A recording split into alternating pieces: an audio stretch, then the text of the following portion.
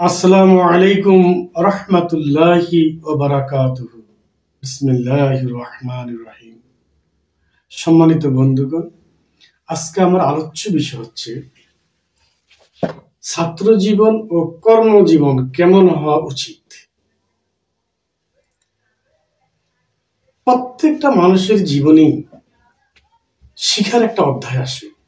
প্রত্যেকটা মানুষের জীবনেই কর্মময় জীবন আসে, যদি সে ওই পর্যন্ত বেঁচে থাকে।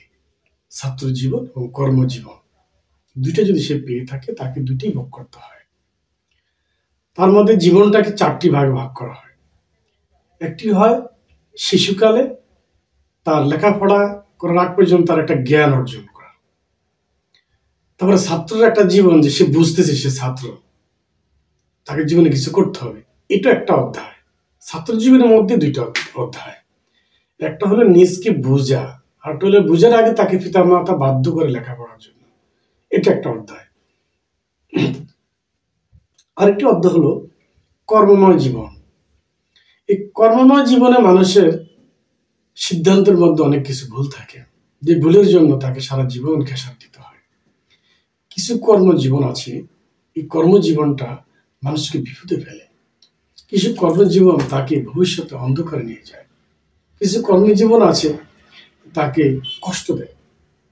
আর ছাত্র জীবনটা হলো, ছাত্র জীবনে যদি সে সঠিকভাবে ছাত্রত্ব অর্জন না করতে পারে, ছাত্র জীবনে যতটুকু জ্ঞান অর্জন করা প্রয়োজন সে যদি সময় অপচয় না করে যথাযোগ্য মর্যাদায় লেখাপড়াকে সে আঁকড়ে ধরে এই জ্ঞান অর্জন সে করতে পারে, তাহলে তার জীবনে সফলতা আসবে।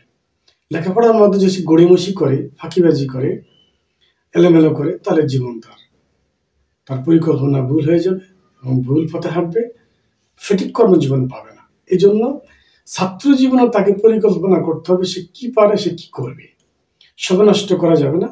আর কর্মময় জীবনে এসে সে যে কাজটাই করে, এই কাজটা যেন সে ভালোভাবে করে, এবং এটি ভাবতে হবে যে এই কর্ম দিয়ে আমাকে বাঁচতে হবে, খাইতে হবে, চলতে হবে, আমার জীবন গড়তে হবে। এই পরিকল্পনা যদি সে সঠিক না করে, তাহলে এটাও তার একটা অ্যাক্সিডেন্ট, তার দুঃখের জীবন হবে। এই জন্য ছাত্র জীবন এবং কর্মজীবন দুইটি আমাদের সুন্দর হইতে হবে, ভালো হইতে হবে, ধৈর্যশীল হইতে হবে এবং কর্মঠ জীবন হইতে হবে। তাহলে আপনি সফলতা পাবেন। যদি আপনি দুইটাতে এলোমেলো করেন, পরিকল্পনায় ভুল করেন, অলসতা করেন, তাহলে আপনার জীবনে আপনি সফল হতে পারবেন না। এই জন্য ছাত্র জীবন এবং কর্মজীবন আপনাকে ধৈর্যের সাথে এগিয়ে যেতে হবে। ইনশাআল্লাহ পরবর্তী ভিডিওতে দেখা হবে, কথা হবে। আসসালামু আলাইকুম ওয়া রাহমাতুল্লাহি ওয়া বারাকাতুহু।